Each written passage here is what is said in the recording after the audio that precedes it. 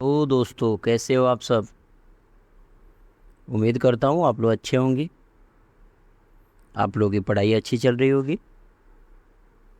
जो भी इस चैनल पे नए हैं, जिन्होंने अभी तक चैनल को सब्सक्राइब नहीं किया है, शेयर नहीं किया अपने दोस्तों के साथ, चैनल को सब्सक्राइब कर लीजिए। अपने दोस्तों, परिवार, इन सभी लोगों के साथ शेयर कर लीजिए। हम बात करेंगे आज के इतिहास के बारे में। आज दिनांक है 23 सितंबर। आज के दिन महत्वपूर्ण घटनाओं के बारे में हम डिस्कस करेंगे। चलिए हम शुरू करते हैं। हम बात करते हैं 23 सितंबर के दिन की ऐतिहासिक घटनाओं के बारे में जो आज के दिन हुए हैं। देश या दुनिया कहीं भी हुआ है, हम उन सभी चीज़ों के बारे में डिस्कस करेंगे यहाँ पे। बात करते हैं 1779 में रूस और तुर्की के बीच बेलग्रेड शांति समझौता पर हस्ताक्षर हुआ था। कौन से? बेलग्रेड शांति समझौता पर। क्लियर हुआ आप सभी को? क्लियर हुआ? कोई डाउट? चलिए आगे बढ़ते हैं। हम बात करते हैं 1803 में ब्रिटिश ईस्ट इंडिया कंपनी ने असाए के युद्ध में मराठा सेना को हराया था। किसको हराया था? मराठा सेना को हराया था। कौन सी company? British East India Company. Clear हुआ आप सभी को? नेक्स्ट की तरफ बढ़ते हैं। बात करते हैं 1857 में रूसी युद्धपोत लेफर्ड फिनलैंड की खाड़ी में आए भीषण तूफान में गायब हुआ था और इसमें 826 लोगों की मौत हो गई थी। कितने लोगों की? 826 लोगों की इसमें मौत हो गई थी। और ये कहाँ पे? तो फिनलैंड की खाड़ी में जो तूफान आया था, उसी तूफान में ये रूसी युद्धपोत था लेफर्ट, ये गायब हो गया था और इसमें 826 लोगों की मौत हुई थी। नेक्स्ट की बात करते हैं 1929 में बाल विवाह निरोधक विधेयक, जिसको शारदा कानून कहते हैं, वो पारित हुआ था। कब हुआ था? 1929 में। नेक्स्ट बात करते हैं 1955 में पाकिस्तान ने बगदाद समझौते पर हस्ताक्षर किया था। किसने किया था? हमारे पड़ोसी मुल्क पाकिस्तान। क्लियर हुआ? इसने हस्ताक्षर किया था 1955 में। नेक्स्ट बात करते हैं 1958 में ब्रिटेन ने क्रिसमस द्वीप पर वायुमंडलीय परमाणु परीक्षण किया था। कहाँ पे किया था? वायुमंडलीय परमाणु परीक्षण किया था। कहाँ पे? क्रिसमस द्वीप पर। क्लियर हुआ? किसने किया था? ब्रिटेन ने किया था 1958 में। नेक्स्ट की तरफ बढ़ते हैं। बात करते हैं 1965 में भारत पाकिस्तान के बीच युद्ध विराम का आदेश हुआ था। जो 1965 का युद्ध हम जिसे कहते हैं, इसका जो था वो विराम लगा था, वो आज ही के दिन लगा था, 23 सितंबर के दिन 1965 में।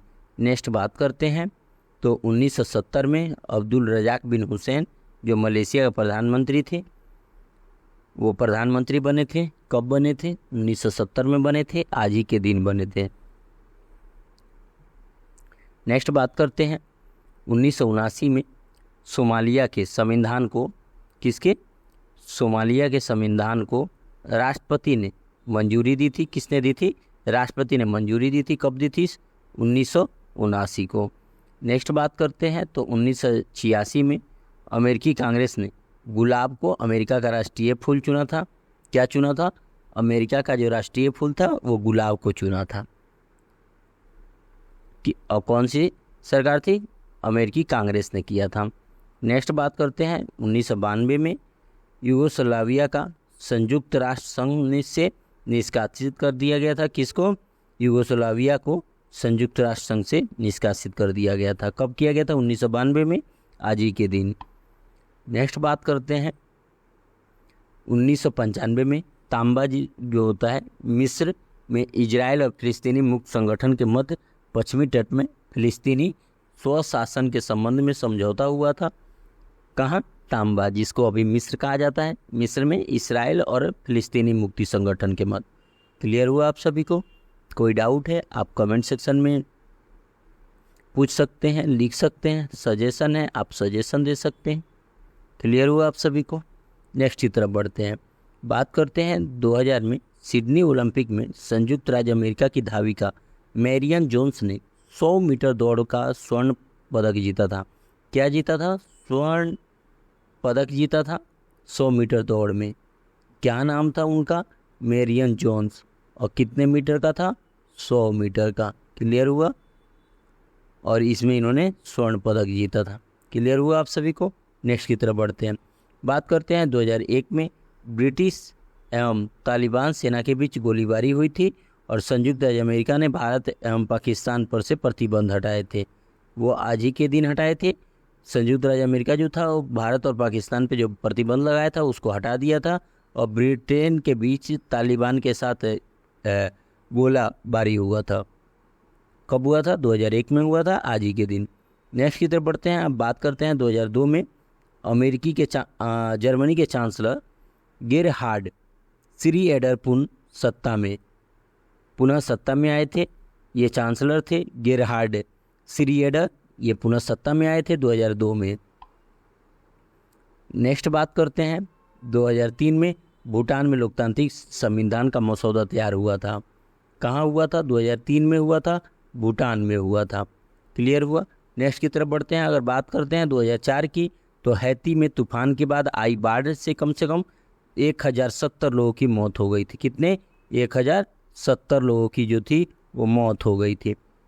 नेक्स्ट बात करते हैं 2006 में पाकिस्तान राष्ट्रपति परवेज मुशर्रफ जो थे वो भारतीय प्रधानमंत्री डॉक्टर मनमोहन सिंह जी से वार्ता का निमंत्रण इन्होंने दिया था। कौन दिया था? नाम याद रखिएगा, परवेज मुशर्रफ जी ने। और कि उस टाइम हमारे कौन थे? प्रधानमंत्री डॉक्टर मनमोहन सिंह जी से। अब बात करते हैं 2009 में भारतीय अंतरिक्ष अनुसंधान संगठन इसरो जो था वो भारतीय उपग्रह ओशनसैट 2 समेत 7 उपग्रह कक्षा में स्थापित किया था। कितने? ये नाम याद रखिएगा, ओशनसैट 2। और टोटल जो था वो 7 उपग्रह जो था उसको कक्षा में स्थापित किया था। नेक्स्ट की तरफ बढ़ते हैं। अब बात करते हैं 23 सितंबर के दिन जन्मे प्रसिद्ध व्यक्तियों के बारे में कि आज के दिन किन किन व्यक्तियों का जन्म हुआ था। इन सब चीज़ों के बारे में हम डिस्कस करेंगे। बात करते हैं श्रीनिवास शास्त्री जी का, जो महान देशभक्त और राजनेता थे। इनका जन्म 1862 में आज ही के दिन हुआ था। बात करें यूसुफ मेहर अली जी का, जो स्वतंत्रता सेनानी एवं समाज सुधारक थे। उनका भी जन्म आज ही के दिन 1903 में हुआ था। बात करते हैं रामधारी सिंह दिनकर जी का। आप लोगों ने जरूर बचपन से अभी तक बुकें पढ़ी होंगी, हिंदी साहित्य की बुकें पढ़ी होंगी, हिंदी किताब पढ़ी होंगी। उसमें रामधारी सिंह दिनकर जी की कोई ना कोई कविता तो जरूर पढ़ा होगा आप लोगों ने। पढ़े हैं ना? कौन कौन पढ़ा है कमेंट सेक्शन में बताइए। और एक दो कविता का थोड़ा सा नाम बताइएगा मुझे। इनका भी जन्म आज ही के दिन 1908 में हुआ था। अब बात करते हैं प्रेम चोपड़ा जी का, जो हिंदी और पंजाबी फिल्म अभिनेता थे। इनका भी जन्म आज ही के दिन 1935 में हुआ था। बात करें PR कृष्ण कुमार जी का, जो प्रसिद्ध आयुर्वेदाचार्य थे। इनका भी जन्म 1951 में आज ही के दिन हुआ था। अब बात करते हैं 23 सितंबर के दिन हुए प्रसिद्ध व्यक्तियों के निधन के बारे में कि आज के दिन किन किन व्यक्तियों का निधन हुआ था।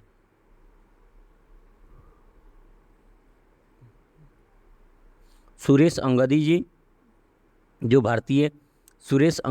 भारतीय जनता पार्टी के राजनीतिज्ञ थे। इनका निधन 2020 में हो गया। बात करें राव तुलाराम जी का, जो 1857 के स्वतंत्रता संग्राम के सेनानी थे।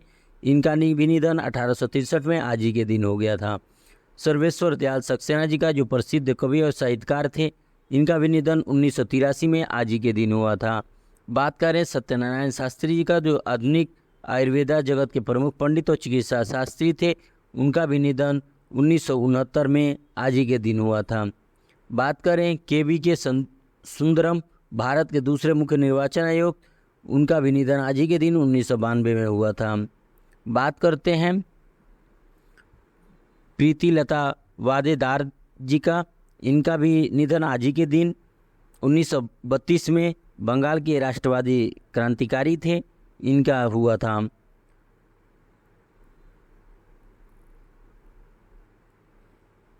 बात करें बदलू सिंह जी का, जो भारतीय सेना के 29वीं लॉन्स रेजिमेंट में रिसालदार थे।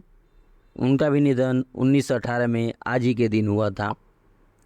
अब बात करेंगे आज के दिन की महत्वपूर्ण घटनाओं के बारे में कि आज कौन सा दिन है, दिवस है। इन सभी चीज़ों के बारे में हम डिस्कस करेंगे। अब बात करेंगे हैपा दिवस के बारे में। किस किस को पता है कि हैफा दिवस क्या है और ये किस देश का है, पर हमारे भारत में क्यों मनाया जाता है, हमारे भारत के सैनिक क्यों मनाते हैं? कमेंट सेक्शन में ज़रूर बताइएगा, मैं वेट कर रहा हूँ।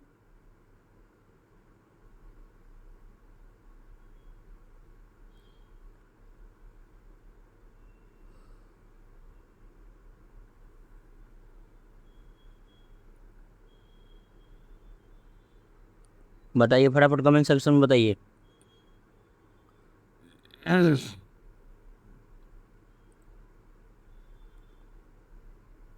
हम बात कर रहे हैं हैफा डे के बारे में। तो भारतीय सेना अपने 3 बहादुर कैवेलरी रेजिमेंट, जिसको हम बोलते हैं मैसूर, हैदराबाद और जोधपुर लाइसेंस को श्रद्धांजलि देने के लिए हर साल 23 सितंबर को हैफा दिवस मनाती है।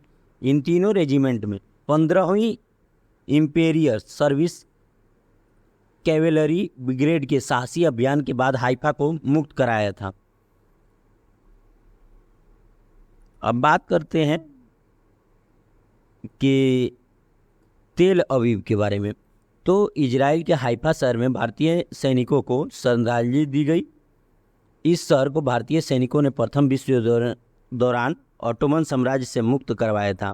ऑटोमन साम्राज्य के शासन से हैफा की मुक्ति को ज़्यादातर युद्ध इतिहासकार अंतिम महान अश्वारोही अभियान बताते हैं। पीएम मोदी ने भी इजराइल गए हुए थे 2017 में, वहाँ भी जाके इन्होंने श्रद्धांजलि दी थी जब इजराइल में मनाया गया था। तो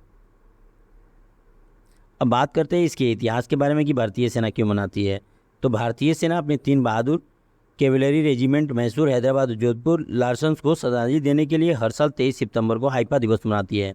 इन तीनों रेजिमेंट ने 15वीं इंपीरियल सर्विस कैवेलरी ब्रिगेड के साहसी अभियान के बाद हैफा को मुक्त कराया था। युद्ध में बहादुरी के लिए कैप्टन अमन सिंह बहादुर और दफादार जोर सिंह को इंडियन ऑर्डर ऑफ मेरिट और कैप्टन अनूप सिंह को सेकंड लेफ्टिनेंट सागत सिंह को मिलिट्री क्रॉस से सम्मानित किया गया था। हाइप के हीरो के नाम से प्रसिद्ध मेजर दलपत सिंह को उनकी बहादुरी के लिए मिलिट्री क्रॉस से सम्मानित किया गया था।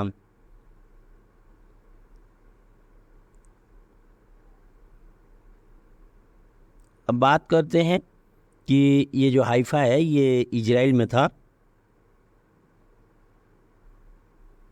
है ना।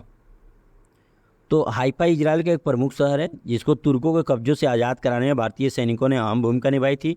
माना जाता है कि इजराइल की आज़ादी का रास्ता हैफा की लड़ाई से ही खुला था, जब भारतीय सैनिकों ने सिर्फ भाले, तलवारों और घोड़ों के सहारे ही जर्मनी तुर्की की मशीन गन से लैस सेना को धूल चटा दी थी। इस युद्ध में भारत के 44 सैनिक शहीद हुए थे। हैफा को चूंकि 23 सितंबर को ही आज़ाद कराया गया था, इसीलिए इस दिन को हैफा दिवस के तौर पर मनाया जाता है। रोचक कहानी भी बताते हैं। और ब्रिटिश सेना की मदद के लिए भारतीय सेना हैफा में ब्रिटिश सेना की मदद के लिए भारतीय सेना सैनिक भेजा गया था। उसमें मैसूर, हैदराबाद, जोधपुर से सैनिकों को भेजा गया था। हैदराबाद के सैनिकों को युद्ध बंदियों की देखभाल के काम पर लगाया गया था, जबकि मैसूर और जोधपुर के सैनिकों को मिलाकर एक खास यूनिट बनाई गई थी। इस यूनिट को हैफा को आज़ाद कराने का काम सौंपा गया था। अब हैफा जो था उसको ओटोमन साम्राज्य से आज़ाद कराया गया था। यही थी इसकी कहानी। हम बस आज के लिए इतना ही, फिर मिलेंगे हम नेक्स्ट किसी वीडियो में। जिन्होंने अभी तक इस चैनल को सब्सक्राइब नहीं किया है, शेयर नहीं किया है, प्लीज़ आप हमारे चैनल को सब्सक्राइब कीजिए, शेयर कीजिए अपने दोस्तों के साथ, बेल आइकन को ज़रूर हिट कीजिए, जिससे कि जो भी हम वीडियो इस चैनल पर डालेंगे वो आपको फटाफट अपडेट के थ्रू मिलता रहेगा। जय हिंद, जय भारत, भारत माता की जय।